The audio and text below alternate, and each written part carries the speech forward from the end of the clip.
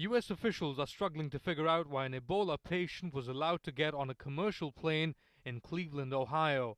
Amber Vincent boarded this flight on Monday. She was one of 132 people heading to Dallas and had a slight fever.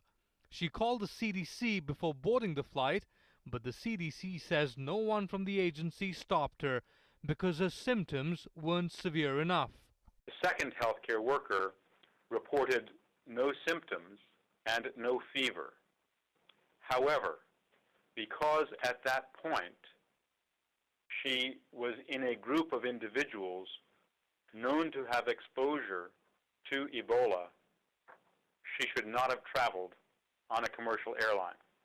Amber Vincent had extensive contact with Thomas Eric Duncan, the Liberian man who died of Ebola at the Dallas hospital where she worked. Nina Pham, another nurse at the hospital, was the first person to be infected with Ebola in the U.S.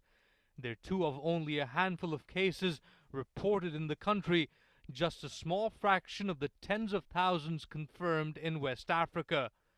This hasn't stopped the U.S. government and the media highlighting the dangers of Ebola.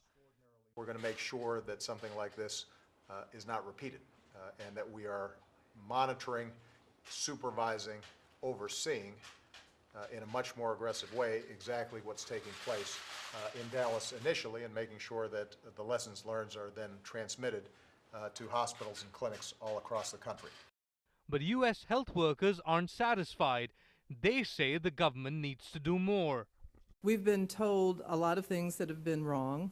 We've been lied to in terms of the preparation in the hospitals, and we know this because the nurses are telling us this, and the nurses are the ones who are caring for the patients. U.S. officials have moved Amber Vincent to Atlanta, Georgia for further treatment. She is said to be ill, but in a stable condition. Despite affecting only a handful of U.S. citizens, Ebola has created mass panic. The challenge now for the Obama administration is to contain the virus and the fear. Ali Mustafa, Al Jazeera.